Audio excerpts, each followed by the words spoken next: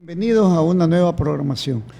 Estamos en el día de hoy tratando un problema especial e importante en la cuestión de la salud.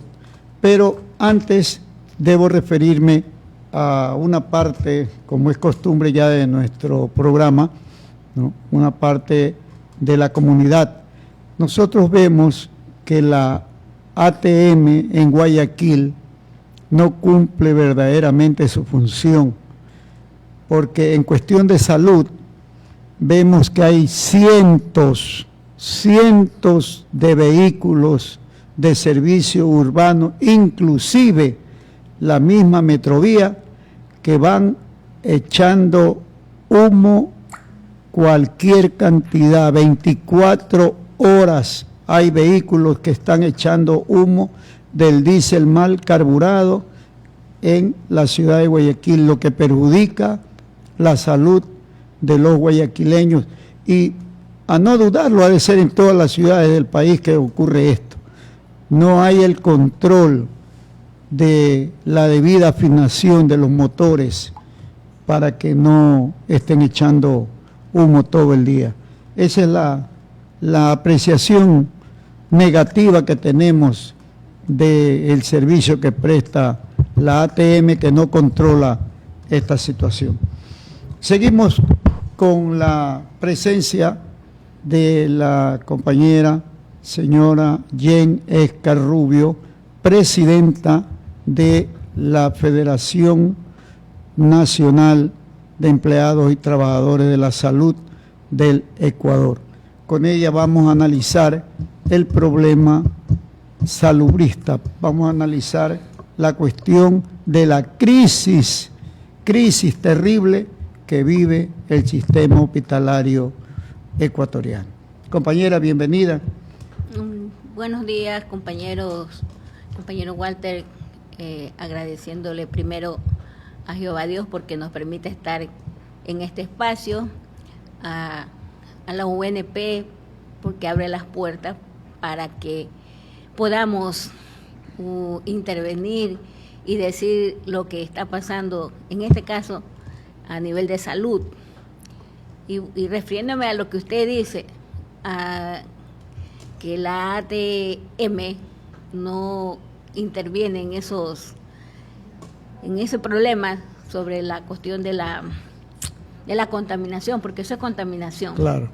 Y la contaminación perjudica a la salud del pueblo. O sea, una rayita más que va para el pueblo. En desmedro de la salud del pueblo. Entonces, y suman en contra de la salud del pueblo. Compañera, nosotros conocemos que el sistema hospitalario está en crisis, pero existe un presupuesto del Estado. También conocemos que ese presupuesto del Estado está en desuso, hablando, no se ha utilizado todavía ni el 50%, veía yo en una estadística, de lo que debe el Estado ecuatoriano ya llevar hasta este tiempo que ha pasado ya.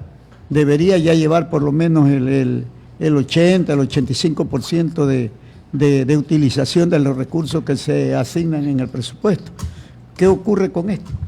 Para mí las estadísticas son mentirosas. Para mí el meollo del asunto principal es la falta del compromiso del gobierno central con respecto al presupuesto que le corresponde a salud. Ese es el problema principal, ese es el meollo más grande del asunto que hay y que no se lo dice puntualmente. O sea, la corrupción es parte del problema de la salud. Pero la cuestión de que no se asignan los presupuestos necesarios a tiempo, ese es el problema más grande que tiene el país. Y a eso apunta a que los hospitales están desatendidos, no hay insumos, no se le pagan a los tercializados o esas empresas públicas privadas, no se les paga, no se les da para materiales de limpieza, no se da para mantenimiento de las unidades de las ambulancias o de los carros que tiene cada unidad operativa. Entonces, ahí está. Se paga a destiempo los uniformes, no se dan las prendas de protección y así, un sinnúmero de cosas. Ahorita están haciendo ellos maromas con los derechos de los trabajadores. Están incumpliendo los derechos de los trabajadores. Pero sí cuando te pagan, porque hay una cláusula dentro de la cláusula de los uniformes que dice que si tú no recibes hasta el 15 de julio tus uniformes, te tienen que pagar. Entonces imagínense, julio, agosto, septiembre. En octubre hubieron algunas unidades que pagaron y te dan solamente 45 días para que tú puedas comprar los uniformes. O sea, que son audaces. O sea, tienes que comprarlos, o sea, mandarlos a hacer, como sí. sea, pero... ¿Y te cubren el valor? No te cubren porque... Pero bueno... Pero la audacia de decir que cómo exigen ellos que tú cumplas y ellos no cumplen cuando lo tienen que cumplir. Las prendas de protección no son un lujo, son una necesidad para cada trabajador que está cumpliendo una actividad donde está poniendo en peligro su salud, a veces hasta su vida, y ellos no le dan importancia a eso. El Estado no le da importancia, y digo al Estado porque es a ver, la ministra de Trabajo debe hacer cumplir, que se cumpla con esas necesidades. Pero para eso no está ella, ella está para fregarle al trabajador. Exigir. ¿Qué? Ahora dice que que es el único país, está mentirosa, Dios mío, qué atrevida decir que es el único país que se da los décimos. Entonces, eso es desconocer, y qué pena que da que una funcionaria del rango que tiene ella como ministra de Trabajo se atreva a decir públicamente que en ninguna parte del mundo, ningún otro país está haciendo eso y que por lo tanto lo debemos quitar. O sea, no se retroalimenta para salir y no quedar en el papelón. Claro. Entonces, ¿qué clase de funcionarios tiene este gobierno? Que no, por lo menos, ahora ya está el Google, pues si no me sé algo, lo leo y veo, averiguo, si no quiero pasar la vergüenza de preguntar de otra forma. Y paso la vergüenza de decirlo públicamente, tremenda barbaridad. O sea, Dios mío. Sería terrible el menoscabo de ese derecho laboral que tiene años de años, ¿no? Y eso se lo consiguió con sangre, porque todo lo que ha conseguido el pueblo en beneficio del pueblo, que son minucias comparadas con otras prebendas otras prebendas que tienen, por ejemplo, los asambleístas, un sueldo de $6,000, $4,000, más los gastos de movilización y más esto y más el otro. Más el secretario, el asistente, y discúlpeme, el hotel, la comida. No se compara. Y ahí no se meten, ahí no dicen nada, porque son los padres de la patria los que hacen las leyes, y son los padres de la patria y ellos mismos se aumentan los sueldos. Los que son favorecidos por esos chanchullos. Inconcebible, pero eso vivimos nosotros. ¿Y qué cree que la gente no nos damos cuenta de lo que se está haciendo? ¿Qué cree que habemos compatriotas que no estamos al tanto de lo que está pasando? Estamos, pero qué pena que da porque bueno, estos gobiernos de derecha y de ultraderecha no son de esperanza para el pueblo, son de esperanza para los que tienen dinero, que son muy pocos, que son contados. Entonces, claro, porque los pobres somos más, pobres económicamente, pero tenemos la riqueza que damos la fuerza del trabajo, hacemos emprendimiento y un montón de cosas. Claro.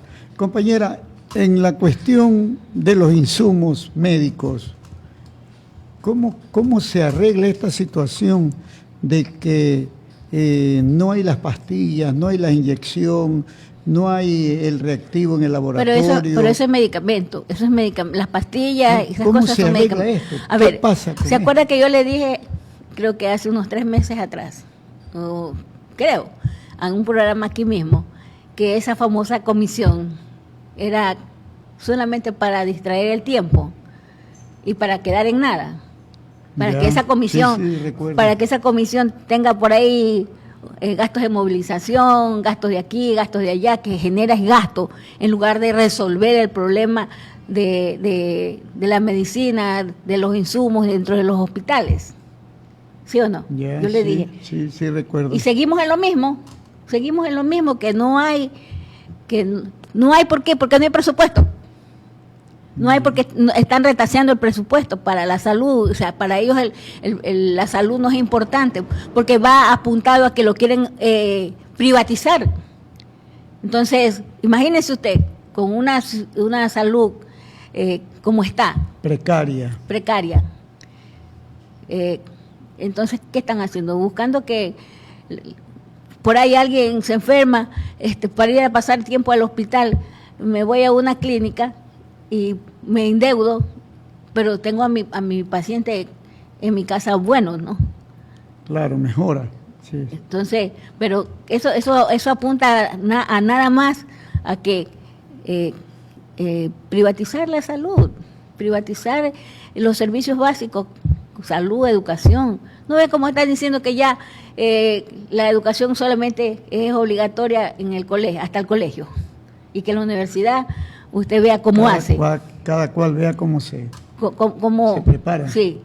Entonces, dígame usted, o sea, barbaridades que se escuchan, barbaridades que pronuncian, cosas que...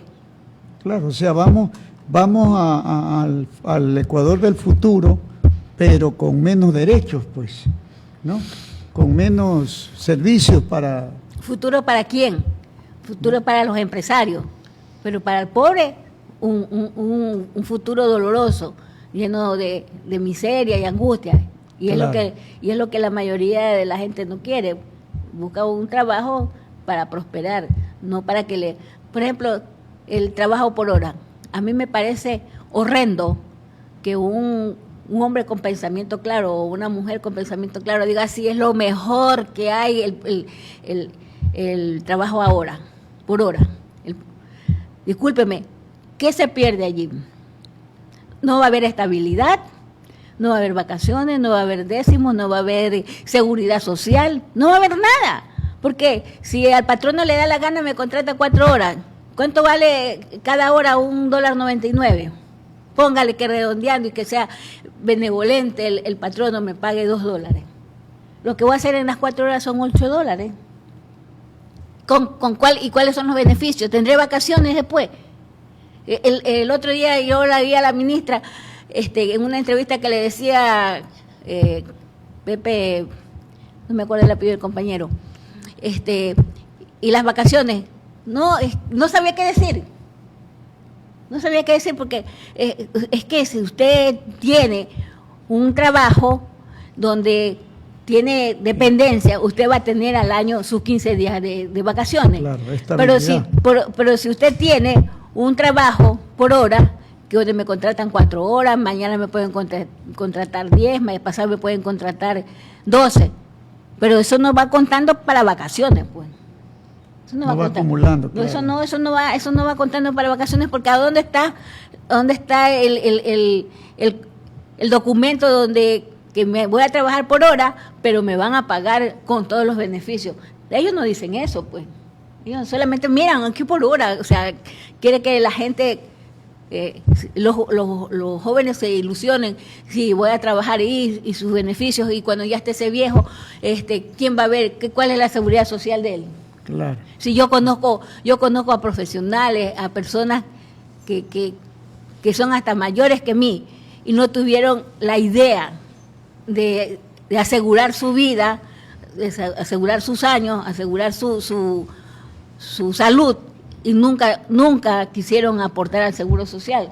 Entonces ahora que ya se ven cansados, que ya se ven la realidad, que no tienen los hijos, que él no tiene, ahora se arrepienten y dicen, bueno, fui absurdo al no coger y inscribirme en el seguro social. O sea, el seguro social no es la panacea, pero Pero te ayuda. Hay cosas rescatables del Seguro Social. Y no es la panacea, no es porque no quiera hacer, pero es por las malas administraciones que tiene el Seguro Social.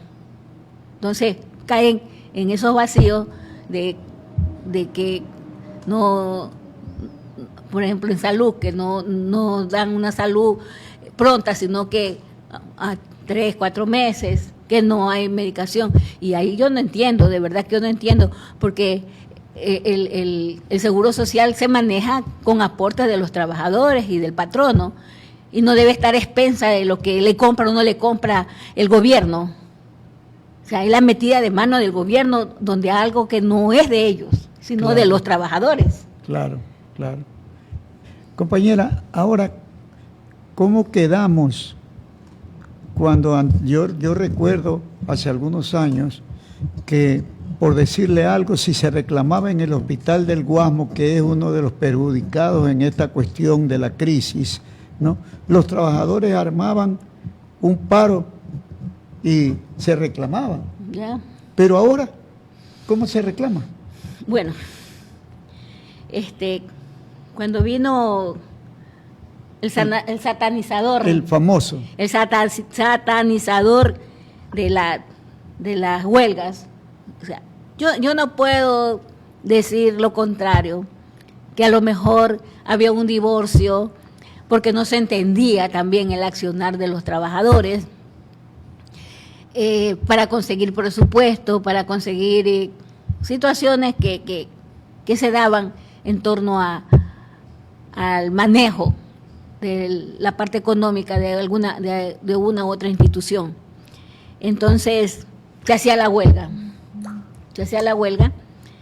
y se conseguía, compañeros, se conseguía, pero cuando vino el satanizador y dijo que los huelguistas éramos delincuentes, que los huelguistas éramos terroristas, entonces las cosas cambió.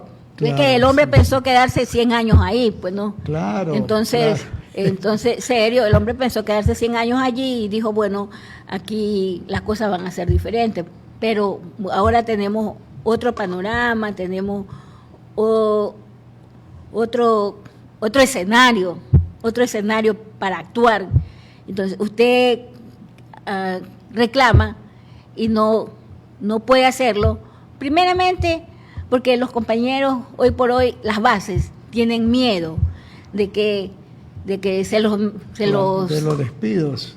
No, y se los ¿cómo es? Se los enjuicien. Entonces, claro, y que se los etiquete de terroristas. ¿Y quién me va a ayudar? ¿Quién me va a ayudar a salir de ese meollo que me metí? Por un lado. Por otro lado, hay que hablar, hay ciertos dirigentes que no son patronales. Entonces, no reaccionan como tienen que reaccionar. Y bueno, o sea, de reclamar se puede reclamar, porque hay muchas formas de reclamar, después de las 4 de la tarde, pero la prensa también o sea, ya no da cobertura, ya no ayuda, ya no informa. Usted se quiere informar, vaya a las redes, al TikTok, vaya a las redes, al Facebook, pero la prensa está bonita, está graciosa con ellos, entonces lo que informan son otras cosas, los logros según ellos, los logros, ¿qué logros pues? Logros, no hay tantos logros, ahorita desgraciadamente, imagínense, se subió el combustible a $1. ¿A cómo está el combustible? Y así, cosas que se subió el IVA. ¿Para qué se subió el IVA? Y sigue faltando plata, sigue faltando dinero para cumplirle al pueblo, al mandante, porque la ministra, claro, todos los que están ejerciendo poder, claro, se debe a que los mandantes lo han permitido. El resto que el mandante diga, no, hasta aquí nomás, con bombas y sin bombas, con muertos y sin muertos, se van pues. Así es. Se van pues. Así es. Cuando verdaderamente el pueblo se cansa, Ya no hay ¿quién lo pare? quien pare esa... Porque son los mandantes. Entonces, que dentro de eso también hay gente que pesca a río revuelto, políticos, Así hablando es, claro, así es, políticos claro. que pescan a río revuelto, pero hay que ser sabio, pues, y saber a dónde apuntamos, pues, a quién es que a veces, bueno, pero ahí vamos, ya no estamos tan lejos, estamos vivos todavía cuando eran los forajidos. ¿Y Así pues. qué pasó con los forajidos? ¿Qué tenemos de los forajidos? O sea, yo, por ejemplo, la Constitución a nosotros nos garantiza muchas cosas, pero como nada se cumple. No, la malinterpretan, la violan, no le dan el uso correcto que tiene la Constitución, porque la Constitución me garantiza defenderme, me garantiza muchas cosas. Entonces, y ahora quieren cambiarla, quieren ponerla más fácil todavía. Bueno, cambiando al tema, ahora la Constitución que se va a cambiar, o digamos la constituyente que se va a reunir, si es que, sí, que el gana el pueblo sí. permite, ¿no? ¿Cuál es la posición de los trabajadores de la salud en cuanto a al plebiscito que vamos a tener? Bueno, ¿sí o no? yo le digo, compañero, hoy por hoy hay cosas que tenemos que ser honestos y decir y lamentarnos. Pero yo no soy del comité ejecutivo de la CTE, pero en esto tenía que, no sé si se habrá reunido, si habrá habido un consejo directivo nacional, como otras veces lo hubo, para dar cierta orientación. Fijar la posición, claro. Sí, dejar cierta orientación, ya sea de que no vamos por el sí, por el no, o lo que la conciencia de cada uno nos diga. Pero bueno, yo por mi parte, yo como Jen, yo no, aunque en lo pertinente a la cuestión de los asambleístas, yo sí estoy porque sean menos asambleístas, porque para qué tanta gente si vemos es que se pelean, si vemos que van a hacer cosas que no tienen que hacer, no hay compromiso, frutos hay para ellos, compromiso con el pueblo es que no hay. Ya, claro. Compromiso con el pueblo es el que no hay, compañero. Entonces, cuando no hay un compromiso con el pueblo, que somos los mandantes, vuelvo a repetir esa palabra, que somos los mandantes, a insistir, compañero, ¿para qué tener tanta gente que en lugar de ayudar estorba? ¿Para qué? Para que haya más gastos, para que nos graben más gastos a nosotros. Entonces, no, yo sí considero que hasta 75 son muchos. Son muchos para hacerle el daño al pueblo. Porque, por ejemplo, fueron muy pocos los que se opusieron a la subida del diésel, cuando tenía que haber sido todos, no a la subida del diésel. Ya. ¿Sí o no? O sea, todos teníamos que haber tenido una posición clara en ese sentido, ¿no? Porque la vida aumentó, el costo de la vida aumentó. Que digan que no es una mentira, porque sí aumentó, sí claro. Se subió, sí claro. hubo incremento en la canasta en familiar, hubo incremento. Y ahorita, por ejemplo, yo digo cómo se venden o cómo se dejan convencer o cómo son fáciles de llevarlos por un sendero que no es productivo a largo plazo. Los transportistas, porque ya les ofrecieron que les iban a dar, creo que el bono, pero ¿hasta cuándo le van a dar el bono? ¿Hasta cuándo? Entonces eso no se ponen a pensar que se pierde, o sea, cogen un bono a corto plazo y la tortura es a largo plazo, pues, y ya después claro. El bono que cogieron ya no les va a servir, pues. El bono, se acabó el bono. Se acabó el compromiso del gobierno, porque además que es un gobierno inestable. De su palabra, un presidente que hoy dice que no y mañana es que sí, o le está diciendo no y está haciendo el sí.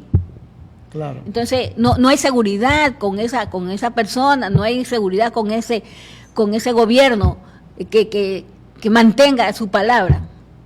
¿Sí o no?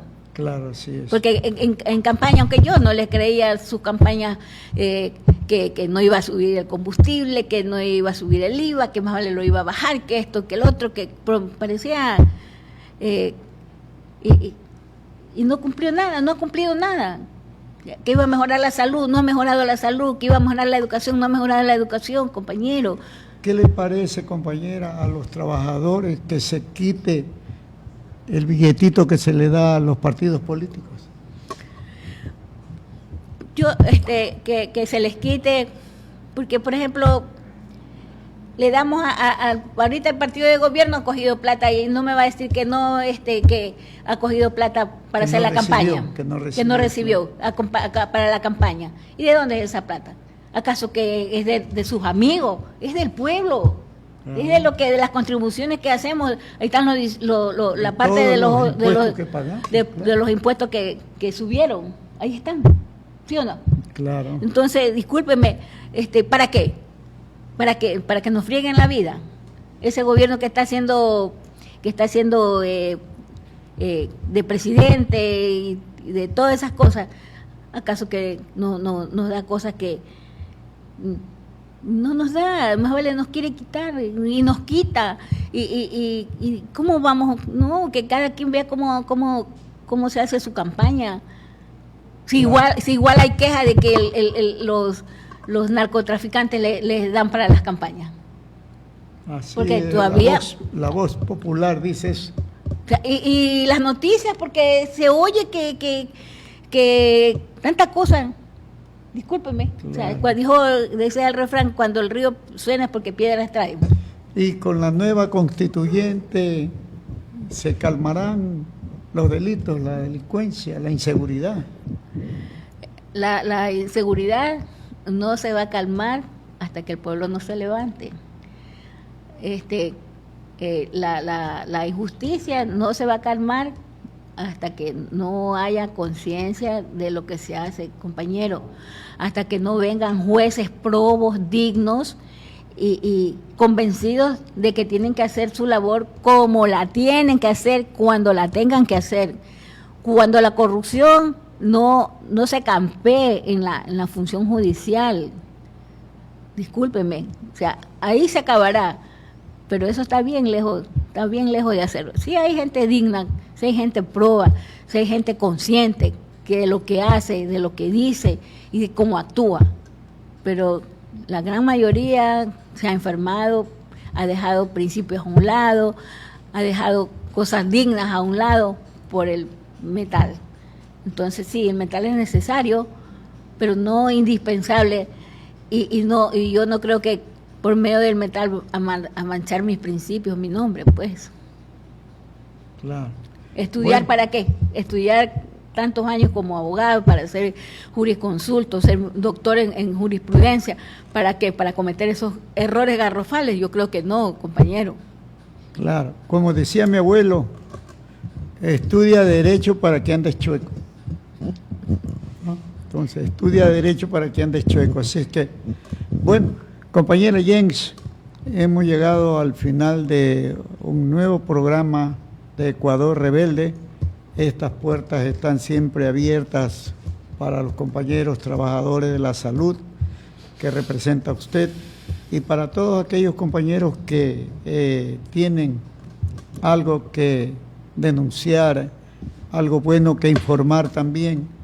Entonces estamos a las órdenes para esta casa recibirlos. Gracias, compañera. Yo de verdad que le agradezco, compañero, y agradezco a la UNP porque tiene una tribuna donde permite decir las cosas que no se pueden decir en otro lado, en la otra prensa.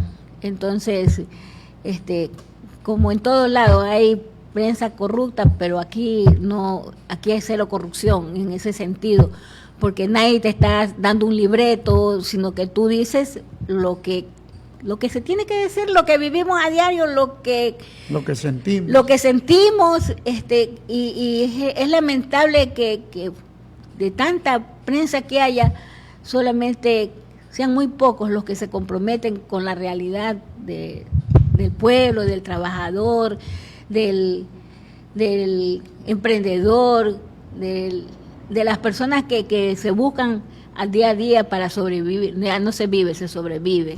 Entonces, y con el miedo de que sobreviva, no enfermarse, porque si se enferma no se sabe qué va a ser el futuro de ese ser humano, no tiene a dónde acudir. Entonces esa es la pelea, yo digo, del pueblo.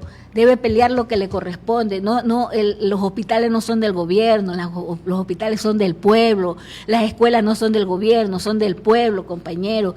Y nosotros como comunidad debemos esperar, debemos anhelar y debemos buscar que en esos lugares donde le ha costado, no es que el gobierno cuando se hizo el Hospital del Niño, que fue León Febres Cordero que lo inauguró, pero fue otro gobierno que lo comenzó, es que él fue que nos dio el hospital. Nos dimos el pueblo nos dio la oportunidad de tener un hospital como el Hospital del Niño.